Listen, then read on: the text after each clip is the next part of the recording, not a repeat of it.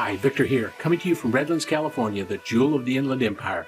I'm a realtor here in Redlands, California, and I love living here. So now you have received pre-approval from your lender. Congratulations.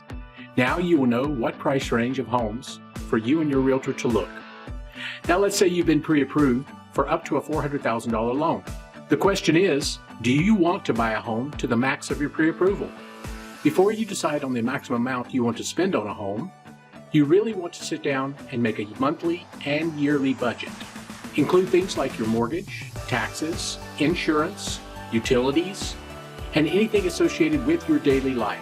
I have always used the rule of setting aside 10 to 15% of my take-home pay for an emergency fund.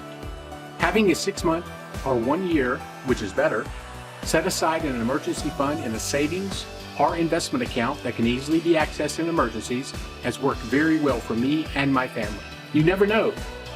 Let's say if the water heater goes out, the heating unit dies, or you lose your job temporarily. Having that 6 months to 1 year of emergency fund set aside will give you that peace of mind that you are covered in an emergency. I speak of this from experience. In the past 2 months, I had the washing machine, the water heater, and the heating system all die and have to be replaced. That's when my emergency fund kicked in. When buying a new home, plan for the future. You will enjoy your new home much more knowing that your financial future is secure. All for now.